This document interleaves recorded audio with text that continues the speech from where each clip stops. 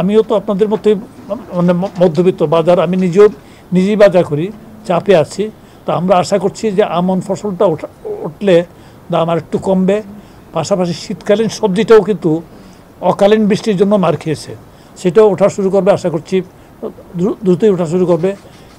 Plus শীতকালীন মাছের সরবরাহটা বাজারে বাজে, আমাদের যে আভ্যন্তরীণ যেগুলি আছে, বদ্ধ জলাশয় যেগুলি আছে, এগুলির থেকে মাছ সংগ্রহ বাড়ে। এতে করতে যে আমাদের ধরেন আপনার ওই মুরগির উপরে বা ডিমের উপর চাপটা কমবে, সবগুলির দাম কিছু কিছু পরিমাণে কমবে বলে আমার মনে হচ্ছে। লেবুর সুঘ্রাণ আরো বেশি, ত্বকের যত্ন আরো বেশি, চলে আরো বেশি। আপনার পকেটে কি বিদেশি না বাংলাদেশি? তো এক সপ্তাহ পর্যন্ত আপনারা নিশ্চয়ই দেখেছেন, গত এক সপ্তাহ পর্যন্ত অন্তত পক্ষে চালের দাম যেটুকু বেড়েছিল আপাতত আল্লাহর রহমতে স্থিতিশীল হয়ে গেছে, আর বাড়ছে না।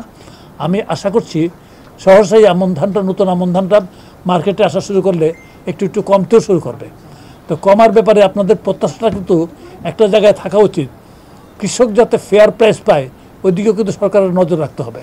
কৃষক, কারণ যে যারা কৃষকের বর্তমানে উৎপাদন খরচ বেড়ে গেছে এবং যারা ফসল ফলায় তারা যাতে এই কাজে নিরুৎসাহিত না হয়ে যায়, তার জন্য সরকারকে সচেষ্ট থাকতে হয়। তার জন্যে আমন সংগ্রহের জন্য যে ইয়াটা আছে, সেই ক্ষেত্রে আমন ধানের আগের বারে যে দাম দেওয়া হয়েছিল তার চেয়ে কেজি প্রতি 3 টাকা বাড়ানো হয়েছে, 3 টাকা বাড়ানো হয়েছে ধানে, এবং চালেও বাড়ানো হয়েছে।